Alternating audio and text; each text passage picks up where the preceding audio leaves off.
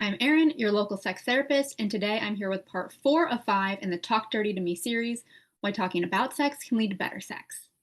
So far, we've covered the health talk, the frequency talk, and the likes and dislikes talk.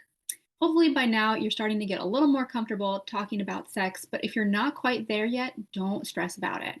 This can be a process, so be kind to yourself and just take it one step at a time. And if you haven't had the chance to have these chats, go back and check them out because they can be really helpful. Today, I'm here to cover the desire talk. I touched on differing sex drives during the frequency talk, and I'm going to reiterate here because I think a lot of people need to hear this. Having different sex drives is okay and natural and common. Your sex drive is unique to you. And I'm going to share a secret about desire that not everyone knows. Well, okay, it's not really a secret, but it might help you view your sex drive a little differently. Did you know that there are different types of desire? Often when we think and talk about sex, we talk about it being a feeling that just kind of arises, comes out of nowhere, and you just feel horny and want to have sex. Now, this is one type of desire, and if this sounds familiar, you might fall into this camp with what's called spontaneous desire. Desire happens and it leads to arousal. And while anyone can experience this, this type of desire tends to be more common in males. But there's another type. It's called responsive desire, and it tends to be a little bit more common in females. With this type, arousal leads to desire. So you're probably not just going to feel horny on any given day. Your desire tends to show up in response to a sexy situation or some sort of sexual stimuli. This means that you need something sexy to be present first, and then your body says, hey, I like that. Let's get into that.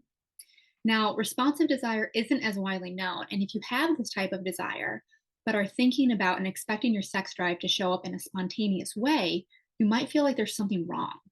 Hopefully, this information today will help you challenge that and spark more of a curiosity, because as soon as you add on those judgments, now you're adding stress. And stress is a huge killer for sex drive and desire. Now, neither one is better or worse, so be aware of that, right? They're just different. And I wanted to bring this to you as a talking point with your partner because you may have different desires and not even know it. This could present with something like one partner feeling like they typically initiate because that partner has spontaneous desire and seeks sex out in that way. Or one of you feeling like they're never in the mood because that partner has responsive desire and needs something sexy to happen first. So take some time this week to be curious about your sex drive and talk with your partner about this. Think about a typical sexual experience and how your desire shows up. Does it just seem to happen? Or are you more interested in sex once something sexy happens? Once you know which type of desire you have, you and your partner can have better sex by playing to your desire strengths. If you're interested in learning more about your desire, reach out. I'd love to hear more about your experiences and help you figure out if sex therapy would be helpful. Or you can check out my website and other posts for more information about different desires and how they show up. So stay curious this week and have fun exploring your desire. And I'll see you next week for the conclusion in part 5 of this series. Bye.